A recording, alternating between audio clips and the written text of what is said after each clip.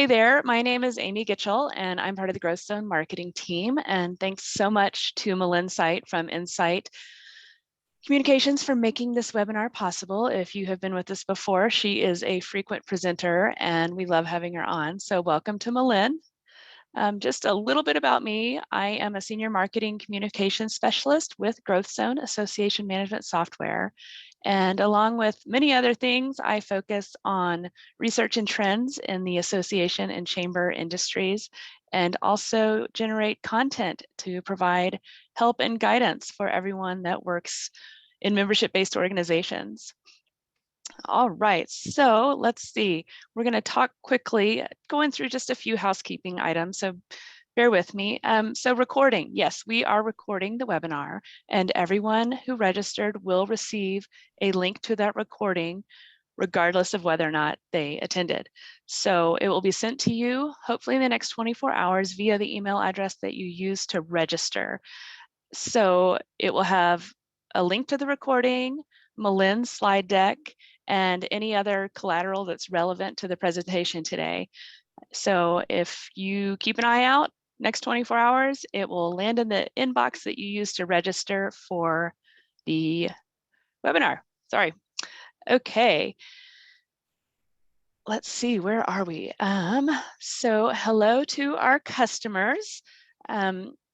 We are so glad to have you here. For those of you that aren't familiar with GrowthZone, I appreciate you being here and encourage you to sign up for one of our online group demos to see our membership association management software in action.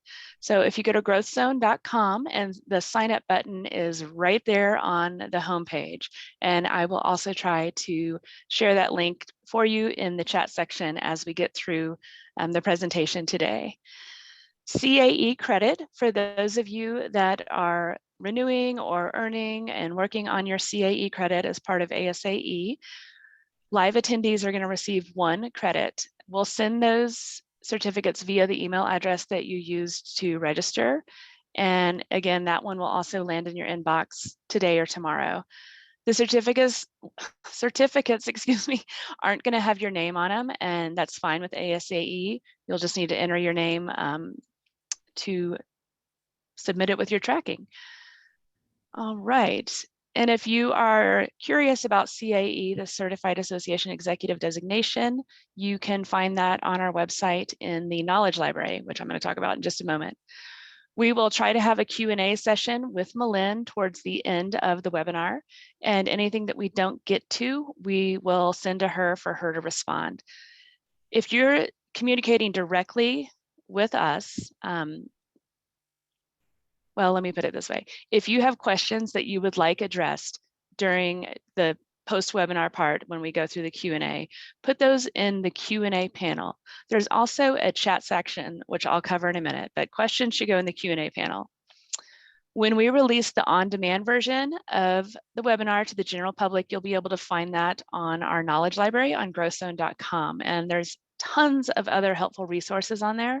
So when you take a look, check out everything else. I think you'll find some really valuable things. Feel free to interact with one another in the chat panel. If you want everyone to send your comment, make sure that your settings are set appropriately. If it's just set for panelists and hosts, Melynn and I are the only people that will see it. We actually have a lot of engaging chats that go on during these webinars. And so if we seem to have a lot of activity this time, we will download the chat and include it on the page with the recording so people can go back and view that. So keep an eye out for that. But again, make sure your settings are correct and questions should go in the Q&A panel. Zoom.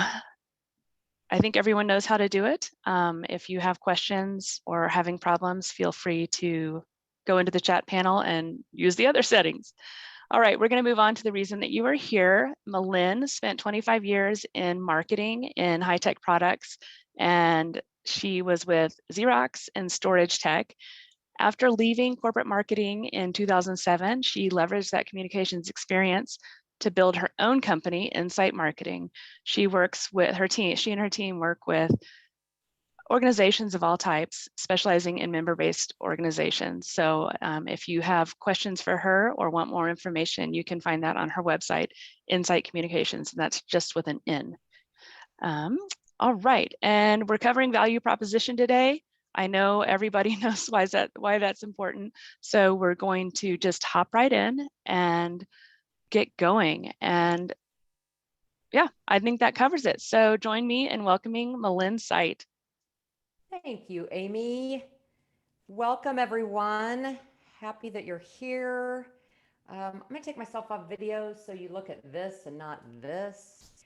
And so here we go. So an official welcome to the doers and the planners and the connectors and those of you who have been keeping your head down and continuing to get new ideas via Zoom. And more importantly, the want to get better people. I've been on these calls with you for, man, over a year, and I'm just overwhelmingly impressed with your desire to get a new idea. And as always, if you take one new idea or thought or consideration out of this hour, I hope you'll find that a success. But my real hope is you'll find much more than that. Okay?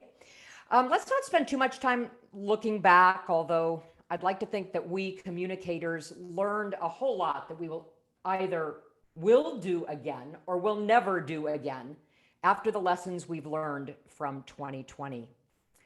So, I kind of think about, like, do you believe you strengthened your value during the shutdown? Did you seem like you were just surviving? I mean, it's okay, whichever that is, but give yourself the chance to think about it, to decide if that's the way that you want to move forward, or if maybe you're looking for a little something to help you move forward with that's new.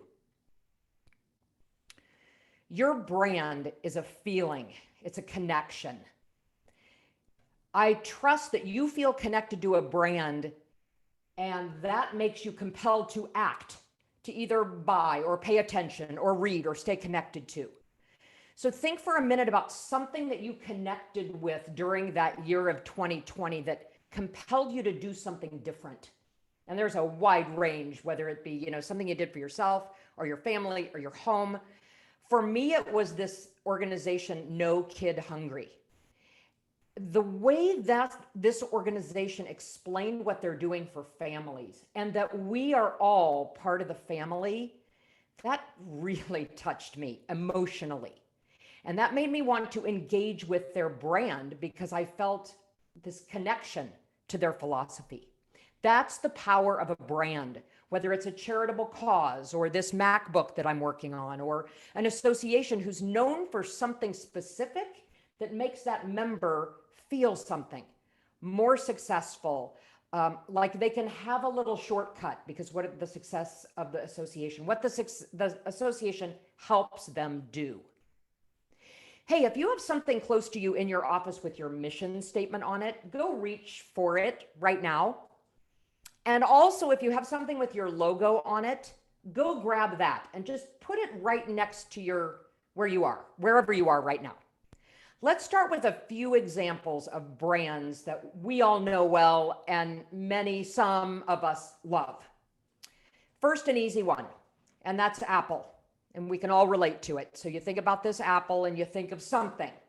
What Apple wants you to think is innovation, reliability, simplicity. That's what they want to be known for.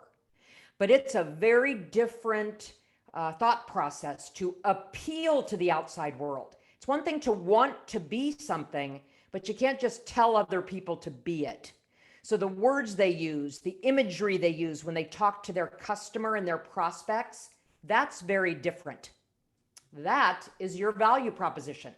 And for Apple, that value proposition is the idea that you buy one of these products and you feel differently. That's the emotional appeal of an Apple product.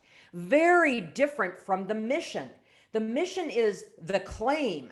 It's what they do. It's not why people should care. Okay, so down at the bottom, the mission is the reason the organization exists internally. The brand is the promise internally that the company makes to the customer. And the value proposition is how they want you to feel. It's all about that emotional benefit. I think you guys have seen this slide before if you've joined me in one of our prior webinars. Let's look at another example. Mission statement: a wide range of well-designed products with prices so low that as many people as possible will be able to buy them. Okay, so that's a pretty good purpose. Their value proposition for, like, think about it. Like, I don't know if you've ever shopped at IKEA. I have. While I hate the experience, I love that I can get almost anything I need in one place with some really unique products. So a better everyday life with access to these products. That's how I feel. That's this brand, IKEA. And then we have this one. Mission, their purpose is people can discover anything they want online. They make you and me feel like it's this great combination of competitive price, and it's fast, and it's almost anything that I ever would want. And what is the brand? The brand is Amazon. Okay, so look to the left. The mission is, the way they construct this business is so that people can discover anything they want to find. But the emotional feeling is, I can go there for anything. I went on there 3 times this morning, one at a time, for something that I need, because I always know I can find it, and I always know it's competitive. Okay, now let's look at you. Talk about your organization for a minute. Let's begin in the middle. Okay, so replace that logo with your logo. Like, look over at it. If you grabbed something, I'm sure you have something near you with your logo on it. That is your promise. That's your brand. What is a brand? A brand is any person, place, organization, person, place, product for which people believe there is no substitute. And wouldn't it be your desire to have a brand for your association or organization that people believe there is no substitute? Well, it's your value proposition that helps you sell that brand. But take a look for a moment at your mission. So remember, your mission might be, we provide education and lobbying and, the tools for success. But that's not how you sell your organization. Your mission keeps you grounded. Your value proposition is that one big thing that makes them feel better, or makes them feel like you are the place that they can come for this, whatever solution it is, and no one else can do it as well. Okay? And it's usually your About Us page that promotes it, that explains that value proposition, explains that one big thing. So I want you to be involved. Sit up straight if you would. Get your eyes onto this screen and look at this About Us page. It's a real About Us page. And before I say anything about the possibilities or the pitfalls of this About Us page, I'd like to ask you to evaluate this About Us page. And Amy, I'd love if you would launch the first poll. Not yet, Amy. You are going to rate this About Us page at a grade A, B, C, or D. Okay? Just scan it. And Amy, we're ready to conduct the poll.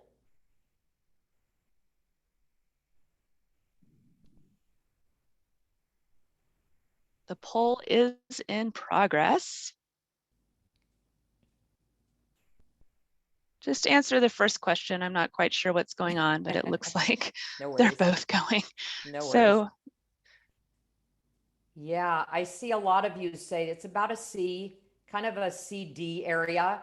Yeah, excellent. Okay, perhaps you know where I'm going to go with this. And we'll just give it one more minute to see if it skews anyway. I'm really going to be talking to these people that believe this is a grade A, because by the end of this hour, you will not be presenting an About Us page that looks like this. Okay, so as we finish the poll, I think C and D is about it. I think personally, I would agree with you all. I think I'd flip-flop C and D. I don't think this is a very good About Us page at all, and I'm going to tell you why. So Amy, could you close the poll? And let's talk about why. Okay, so first of all, here's what I see. I see the very first line the association talking about, we're the largest in the state. How does that help anybody that's coming to your website, to your potential organization, either to join, to get involved, to see what you're all about? How does that help them understand? You're going to recognize pitfall number one when a line starts out with your business name, or line one describes how big you are, or how many people are in your organization, or where your city, the business is in. Okay, so we would take away line number one. And every line matters, by the way, especially when you have a few lines, in this case, 3 or 4 sentences to persuade someone to understand your brand. So look at the second paragraph. We are in full compliance with the National Association. So what does that mean to the person what does that matter to the person who is maybe starting out in their career or deciding they want to join your organization? You have now wasted the second line with really the only thing, maybe the only person that this matters to is the person that wrote it. Okay, and if that is not daunting enough, pitfall number one also includes, we pride ourselves on ... Okay, about us means we want you to learn about what we're going to do for you. This area should be the declaration of what you give to a member, the solution you give to the member, the value for joining or being part of your organization. And then down at the bottom, of course, we list a bunch of what we call benefits down here, but they're really features. They don't really say how any of this impacts the member. How does it make the member's career better, the entry into the industry better, make their life better? And then, of course, what do we have? We have these features that people don't understand, including, of course, facility space. You guys, this is not the explanation of value, okay? So I hope you're starting to see this. So does this description that the association does this say that this association knows anything about their members? No, it's all about them. So when you take a different approach, we're on the left right here. When you take a different approach, homework first, thorough discovery next, you can turn this pitfall on the left to this possibility on the right. And you can then influence a member, or more importantly, a prospective member, to get them to pause and consider you, or better yet, maybe to do something. So instead, if it's all about you on the left, what is in it for them? You know what they say? It can't be all about you and all about them in the same breath. So which is it going to be? Take a look on the left now, and this is we're going to take a virtual field trip to Texas, to an organization that's in the technology industry. This is the Texas, what are they called? Texas Technology Education Association. So it's for chief technology officers all across Texas. And I know you're going to scan because everyone scans. So your eye's going to go to the first line, maybe the second line, and then the 3 bullet points. And I know this because studies show us this. Okay, so as you read through this, if you only read the first part of line 1, the first part of line 2, and the 3 bullet points, you're going to say, wow, a network to connect me with ideas and people that do what I do. That first bullet. To be able to be a leader, because people are looking at me to lead this technology field, lead with confidence. Okay, that sounds kind of enticing to me. And then solve serious technology challenges. If you don't think 2020 was full of serious technology challenges, this is going to be something that's going to get their attention. Okay, so we're now going from an About Us page that talks about the association all the way through to the second one, which they only refer to we in very small font way down at the bottom to connect what the member needs to resonate with them and connect them to this organization. All right. This is the way to go from bland to intentional. I hope that worked. Okay, members, those members that are reading all of this stuff that we put out, members a lot of times don't hear what we have to say for what could be probably very justified and very different reasons. So number one, they're focused on other things. And it's really tough to cut through a member's immediate, their attention field. And their attention field is very, very tight right there between them and their phone. Okay? Especially when we aren't clear about what we say and how it connects to what they do. Next, when they're predisposed to a different point of view, like they know better or they know that something doesn't offer the value they're looking for, perception is really hard to overcome because their perception is their reality, especially when we don't do anything to convince them to change their perception. And third, indifference. How about they're new enough? They don't care enough. And that's not because of anything you're doing. They're just new and they don't care, or new and they're distracted. They are busy meeting a friend of a friend who can help them get ahead, or they're new and they don't understand the language.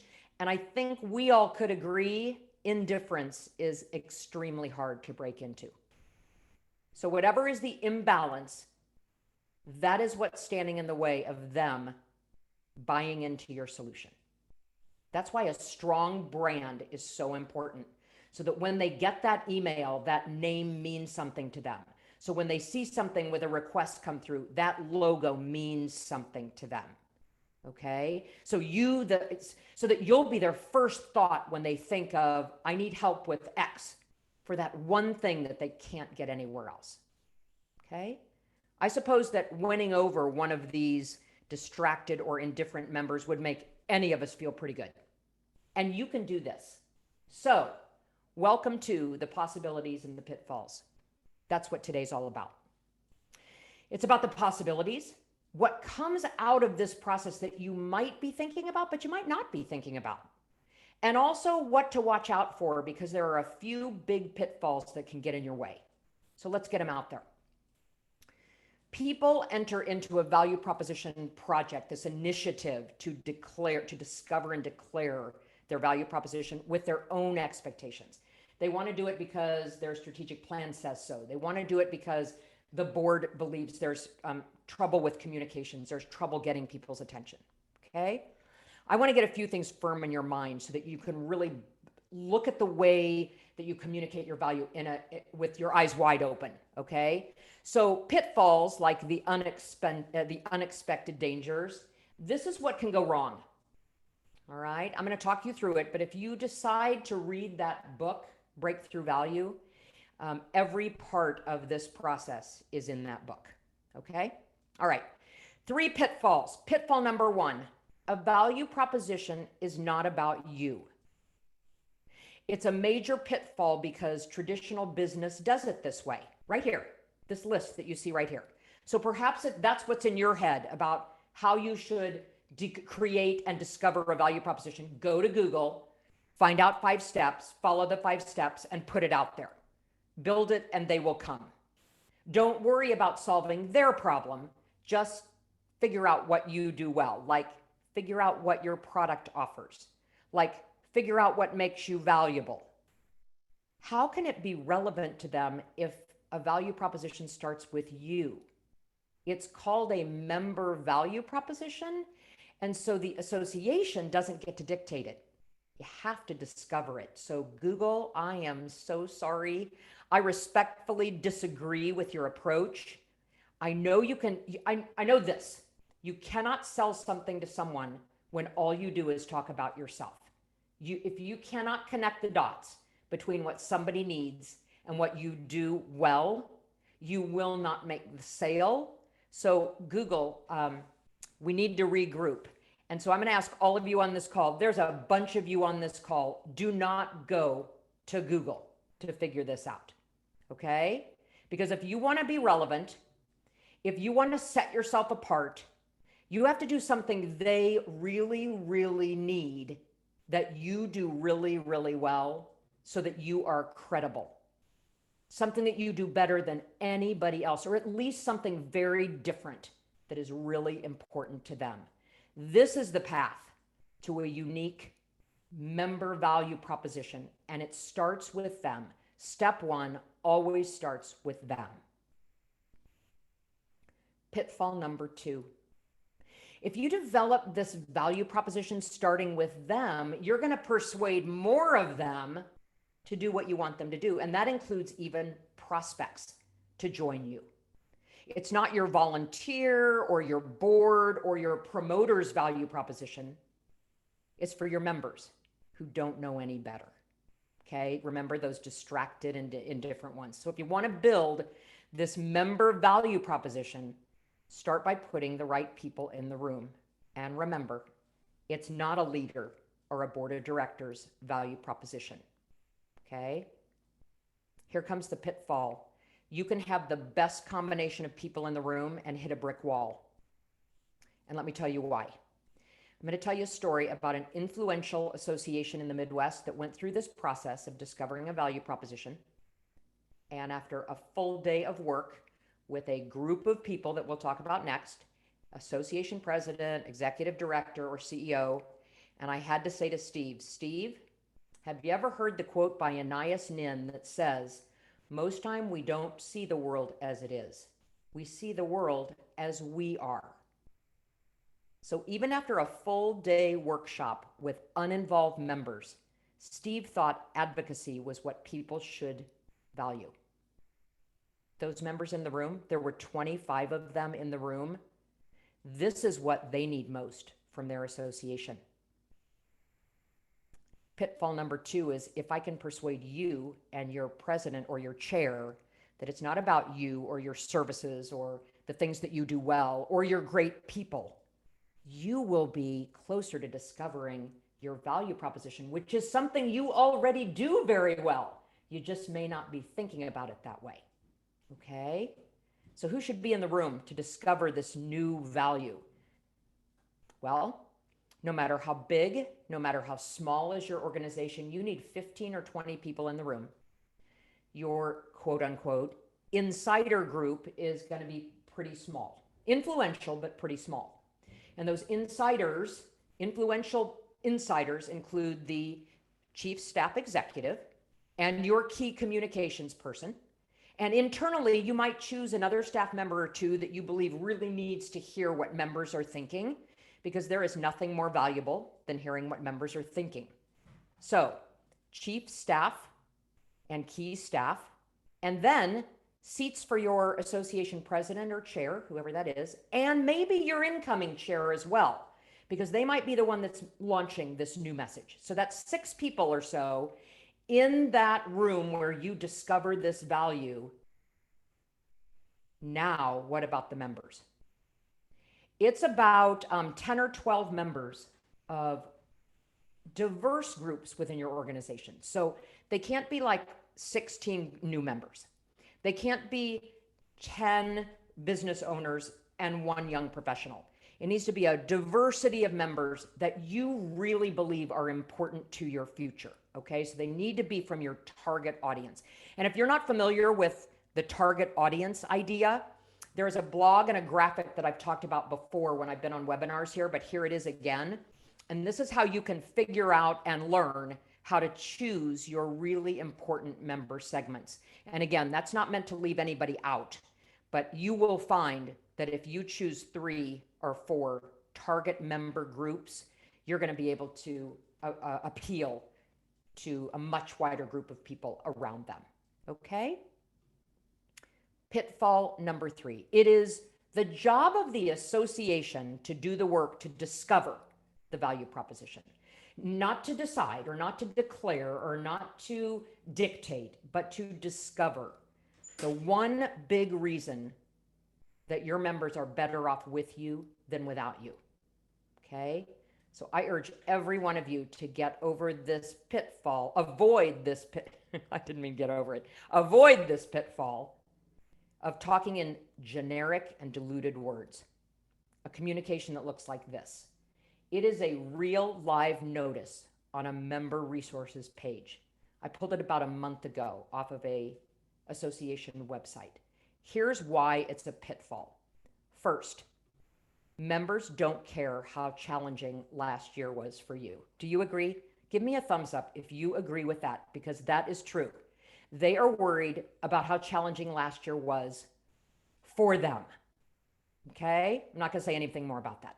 Second, generic features like down here, a wide array of member benefits, tools, market information. Okay.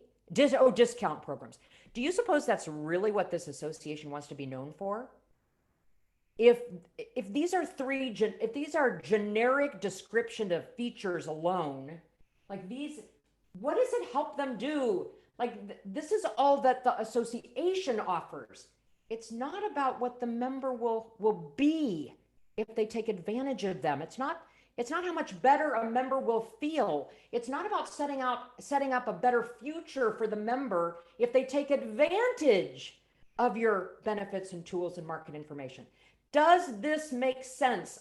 Thank you if you're like giving me a little thumbs up. That don't put this on your members to figure out, okay? Don't make them do that. So if you would, I'm going to give you a minute, maybe on your phone, to pull up your About Us page. Because when I think about pitfalls, I think about communicators who see nothing wrong with the way they communicate. Or maybe it's that they just never really thought about it. So whether you do it now or whether you do it later, would you go look at your About Us page and take a really close look at it? Because everybody has one. I spoke with a chief operating officer last week who told me what many people say. I think members don't pay attention because members just don't read.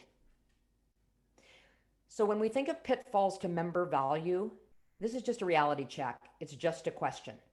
But I'm going to ask you to consider, is it really that they don't read, or could it be the way the association or the communicator presents or doesn't present valuable information and what it means to the member in a consistent way?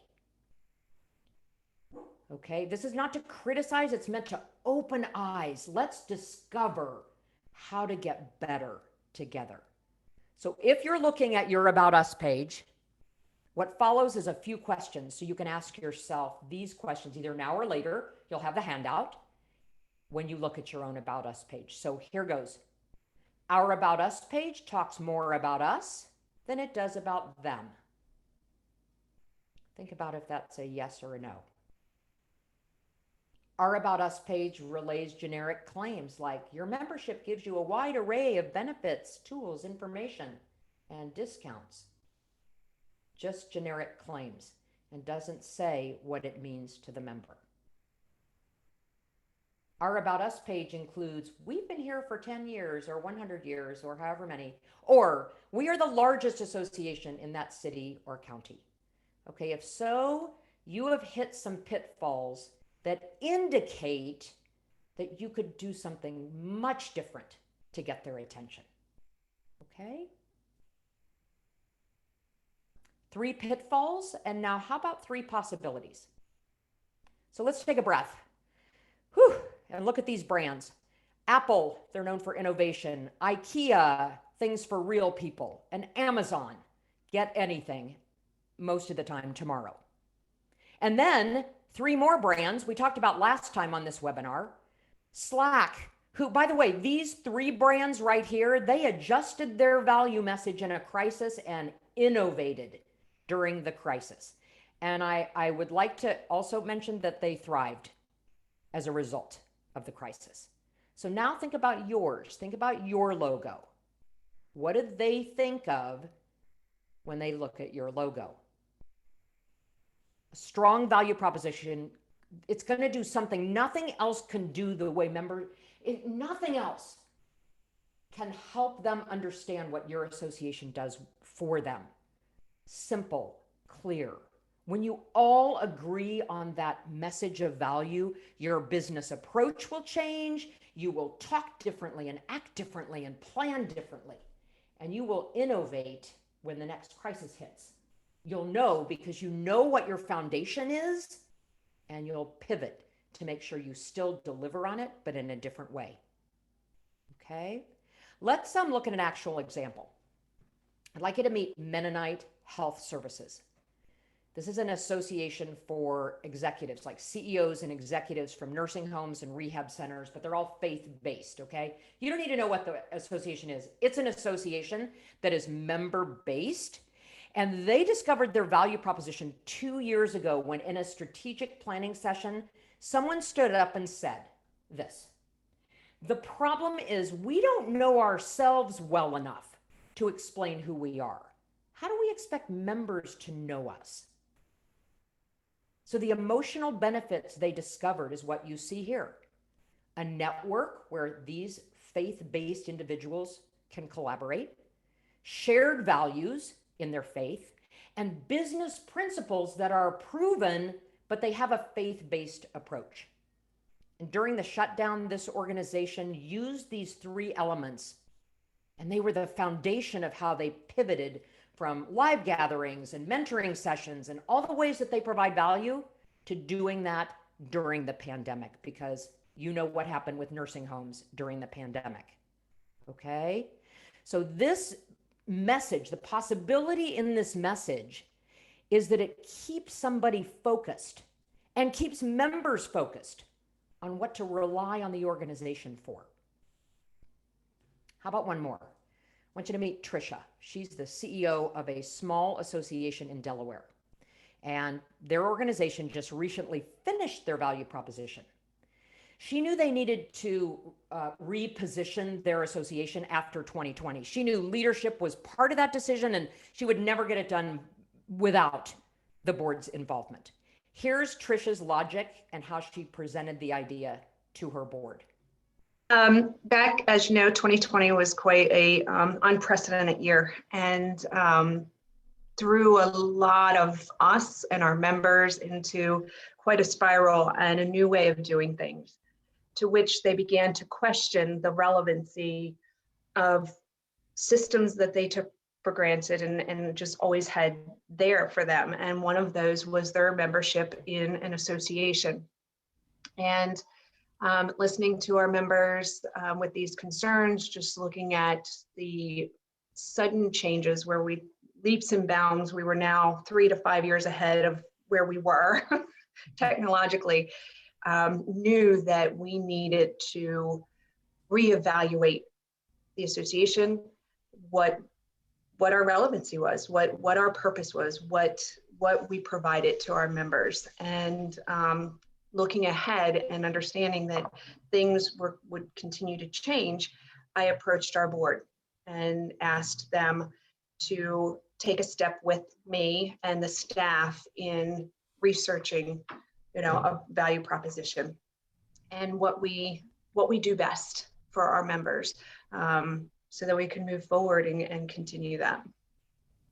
So Tricia felt like the possibility of a value proposition was that if you want a member to see you differently, it takes a really serious look at your own organization and a new set of thought processes and a new perception of what you do well, and new words that come from a member's point of view.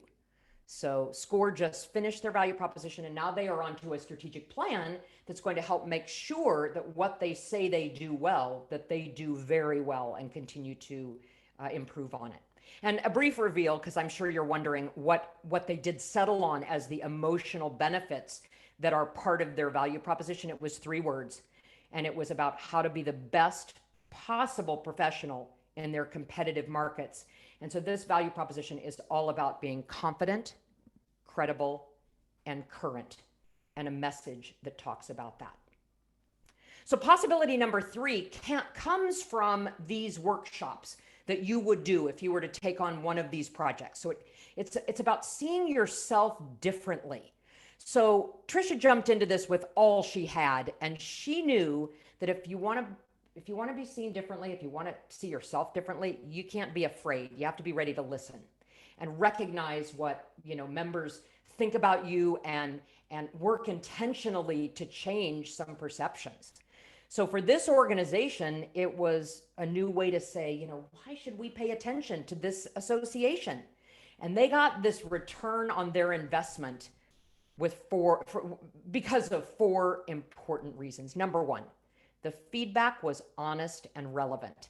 Some of the members that were part of this process, that were sitting in this room, were not big fans, and they were honest about why they and others are indifferent towards the organization.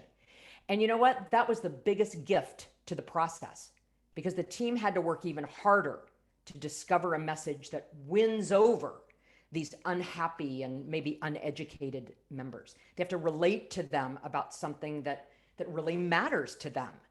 So they knew that if their members were not all raging fans, they would never get more members to believe in them if they didn't go through a process that would help them look at themselves. Second, the process helped them focus on solving an emotional problem. You know, for them, they're in the real estate business.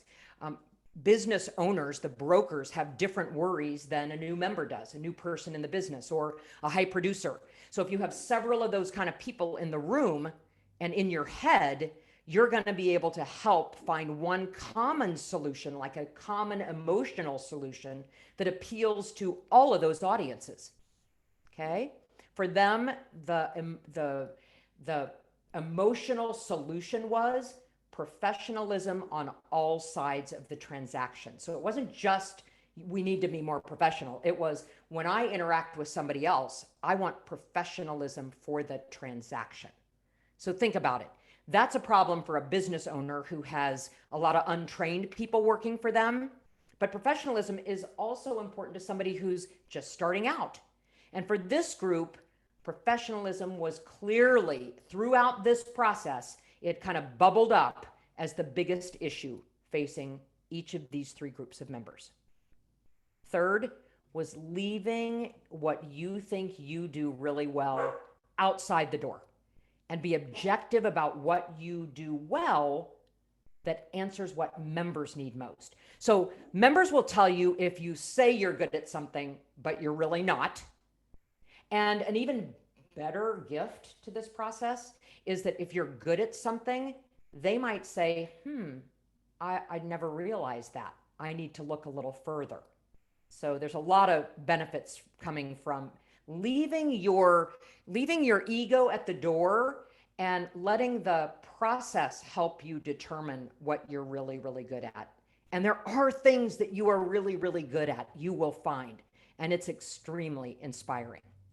And number 4, if you want membership to see you differently, yours has to be a message that every single staff and leader can deliver.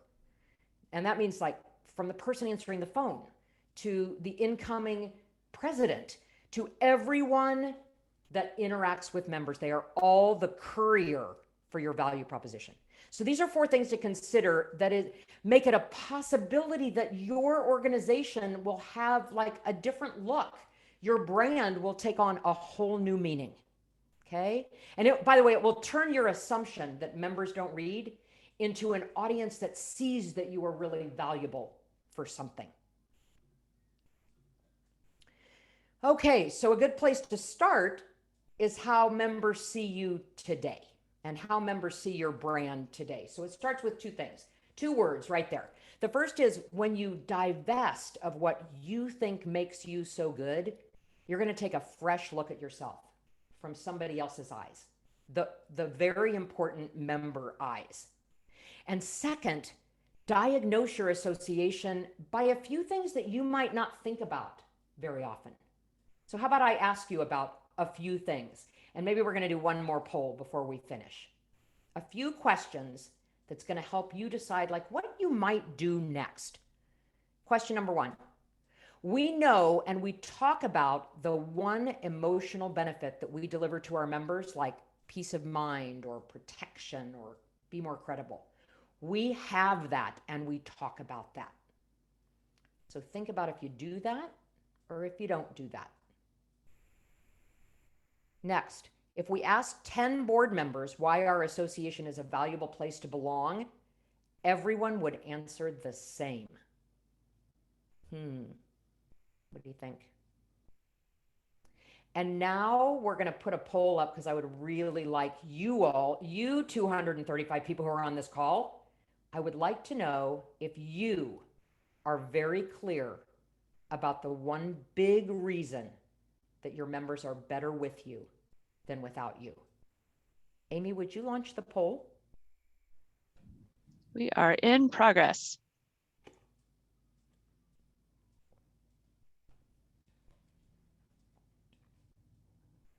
Man, thank you for your honesty. Like, yes, I am, or no, I'm not. I'm not really very clear about it. So, okay, like, look here, look at the possibility of this. The possibility is that you get to change this. So don't fret. Don't feel like, oh my gosh, I'm in the no category. No, don't worry about that. We are all on this call because we're working together to figure out how to make this place a more valuable place to be. Okay? So yeah, it's about half and half. Interesting. So those of you who feel like you know your one big reason, hooray, celebrate that. Go back to your About Us page. Make sure it says that. Make sure that your communications rally around that one big reason. And for those of you who don't, it's time to start thinking about getting on board and taking the next step to figure that out. It is not impossible and it's not difficult. Hey, how about it? Not impossible and not difficult. Fantastic. We can close the poll now, Amy. Awesome. So, what we talked about today, the possibilities.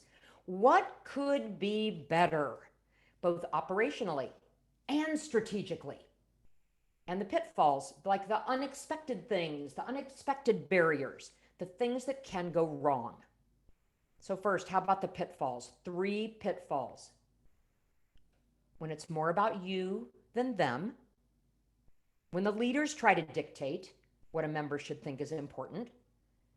And when you and or your leadership cannot say the one big thing, the one so what about why your association matters. And you know what? The most important thing to take out of this is your members are saying, so what? Okay, so the value proposition answers so what for them. And then the possibilities. You're going to find that you are different and you are unique and you get to live and communicate that with confidence, whatever that one big thing is. And then you might find that when a member walks up and says, I think I want to get involved because I like what I see.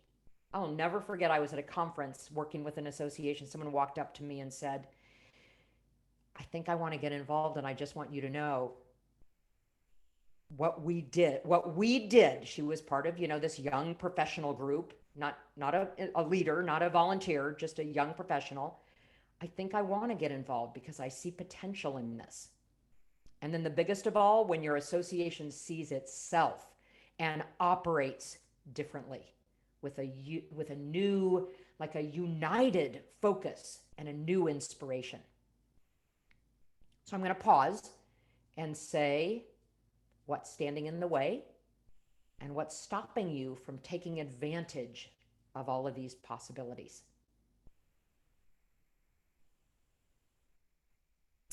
As always, you are going to get a copy of this recording from GrowthZone should you think it's a fit to share with somebody else on your team, or your whole team. If you're really ready to consider doing this yourself, there's a really simple 7-step process that can help you. There's a workbook that can guide you. There's places you can go to get some things to help you. So whichever of these you choose, I hope you have some things to think about to strengthen your unique brand. That's my goal. A strong brand where a member says, I can't get what I get from this organization from anywhere else. Hey, this is me if you have any questions. And I just wanted to say I'm kind of a talk on the phone person lately. Like, technology has gotten the best of me.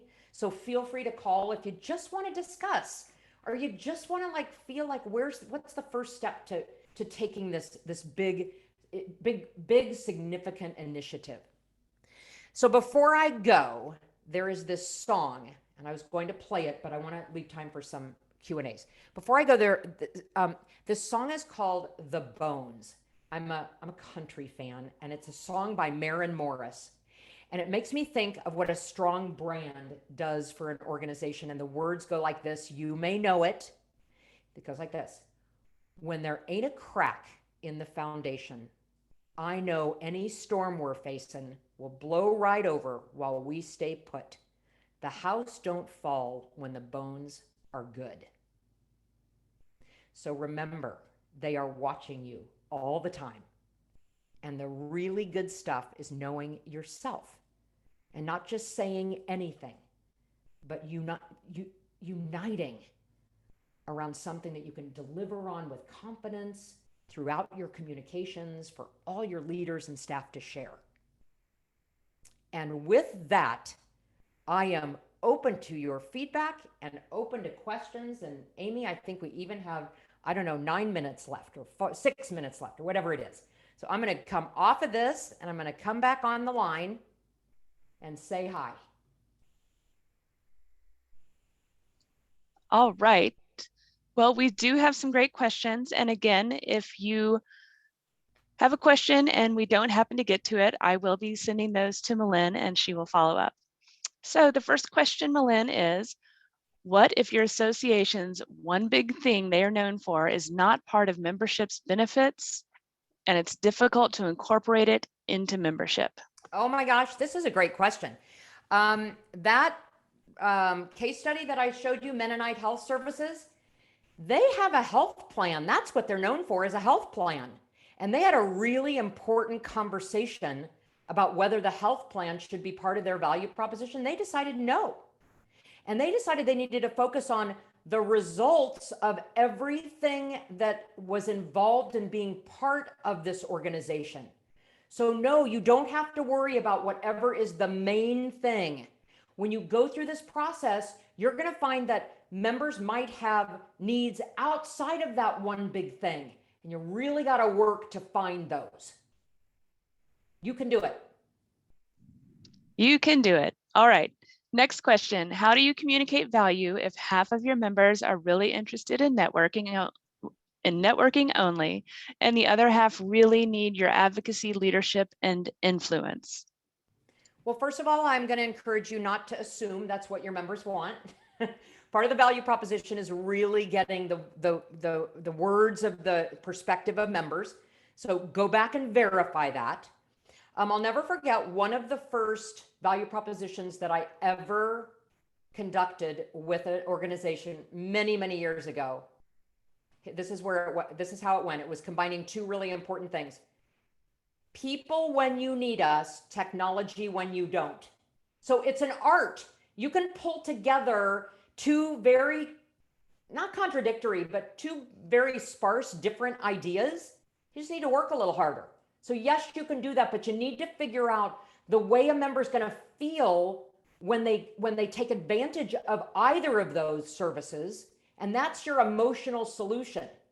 And then the networking and advocacy are the way you prove it.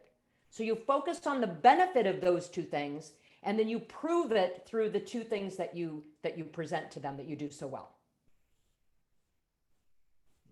That is applicable to associations and businesses and every type of organization. So that's a great answer. Let's see. In today's atmosphere, have any chambers of commerce really hammered out what our number one big reason is? That may just be a chat question. So if you do have answers for that in the chat, go ahead and help that attendee. I do want to bring up something else that was in the chat, and that is, I know Melynn has a book called Breakthrough Value, and she actually sent it to me for Christmas, and it is really great. So be sure to check that out. If we have any more questions, I think that, oh, here comes one.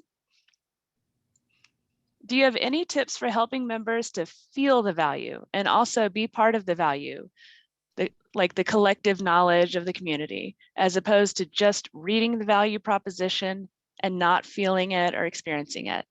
Mm-hmm.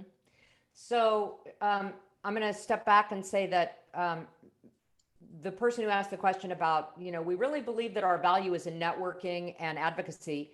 If you only if you only focus on networking and advocacy without some kind of emotional benefit to those two services that you provide, members are not going to feel much. They know what to look for, but they won't feel much. So the whole idea of a value proposition is to really synthesize with this group of people how they will feel when you solve their biggest problem. So the 7-step process of a value proposition, which by the way, I think it's in your knowledge center, Amy. If you really want to do this, go back to the value proposition presentation from last fall, and it will walk you through the 7 steps of how to create a value proposition. The first thing that you do after you choose your target audience is find out what worries them. So all of these questions today have been about, but what about this service? But what about this benefit? But what about that benefit? And that is really not what a value proposition is at all. And I think you're going to find the person that just asked this question about how you get a member to feel it. When you go through this discovery process, you get very empathetic to what a member is really looking for. And that helps you begin to talk in a way that helps them get more engaged, plan in a way that gets them more engaged. It helps your board of directors and your staff decide programs that are going to get them more engaged. So when you can really focus on the emotion, the solution, you can find all kinds of ways to help them buy into the solution. But you have to understand the solution by fact. So it has to be from the outside in. You don't get to decide what that's going to be. Okay, I hope I wanted to make that really clear. And the last value proposition I did for a Chamber of Commerce, I just wanted to mention, they had many disparate connections. Like, they had growth of the community, and they had, politics, and they had economic growth. And there were many things that members were worried about and concerned about. And so don't worry too much about these items are not going to come together. Remember when I said divest, leave that at the door. Don't worry about that yet. Just get to know your members, what they worry about, what they need. And then you're going to figure out how to weave in what you do well and how to help them buy into that. I hope that helps. I think it was great. All right, we have time probably for one more question. I am going to address this little question first. Melynn referenced a presentation she did for us last fall, and that is available on growthzone.com. If you go to just the main homepage there and look in the knowledge library and go to resources, you will find an exhaustive library of things. It was from last fall, so scroll down there. I will also include that link on the page that we will be sending you the link to in the follow-up email. All right, one more question.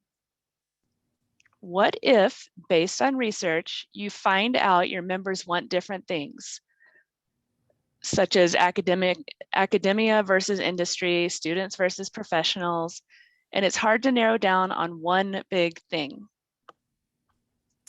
Yeah. So I think I had the most difficult session I ever had was my very first value proposition, and we figured out what members needed, and then we looked around the room, and there were about 20 of us in the room, and I was just quiet, and I said, okay, what do you do well that they need most? And the room was quiet for literally minutes. And the association executive said, hey, I think we have our work cut out for us. So I'm going to tell you that it is not always easy, but it just means you have to work harder. So for example, let's say that your members really need education. That is something they really need and you don't do it. Well, you know what? First of all, there's probably going to be 4 or 5 things that they need, they say they need, and 3 of those 5 things you're not going to be able to do. But maybe some things you will be able to do. So if it's education, maybe it's a partnership that you begin to develop. But you know what? It's not like members are not going to say, I need education. That's not the way this process works. It would say, I feel uneducated. I feel like I don't have enough market or industry knowledge to be successful. That's not necessarily education.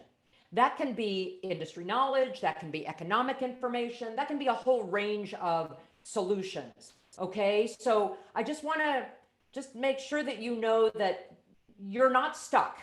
You might have to work a little harder, but you will not be stuck. You will find other ways that you will link up something that you do, even if it's, if I don't know the answer, I'm going to go get the answer for you. If I don't have the education, I'm going to go out and arrange that education for you, or I'm going to go get you the information you need to be successful. I really like that. I read an article a few weeks ago that said it was about business interaction and communication. And it said that try not to say no, but instead offer an alternative. So that's my little takeaway today. Yeah. All right. We are at the top of the hour, and let's see here.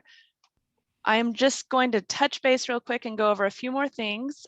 One, we are going to send out the recording as soon as we can, definitely within the next 24 hours. That will show up in your inbox, and it will be sent to the email address that you use to register. Also, the link that we send is going to lead to a page that is going to have everything you need: slide deck, recording, links, probably the chat if it was pretty robust. So keep an eye out for that. CAE certification, if you are trying to earn that or working towards it, we will send those certificates. They will not actually have your name on it. ASAE is perfectly fine with that. If you have any questions for us, you can always reach out to marketing@growthzone.com. And additionally, I really do encourage you to go to our homepage, growthzone.com, and just sign up, register for a brief online group demo. No pressure, it's just you and a few other people. And one of our team members will just give you a look at the software. No pressure, I promise. Just something worth considering. All right, so I think that we are about done. I'm just checking my list to make sure. Yeah, Hey, I I just want think to that we're mention good. while you're saying that is that there's somebody here from AAA, and so I just responded to you in chat that AAA is one of my very favorite examples to use, because it can be a very intangible service, intangible organization with very tangible emotional benefits. So if AAA can do it, everybody can do it. Amy, thank you so much for I having me believe today. it. Yes, thank you for joining us again. And again, you'll be getting the recording, and be sure to check out the resources section to see all the presentations that Melynn has done with us in the past. So everyone, have a fantastic day, have a fantastic rest of the week, and we will see you all soon. Bye.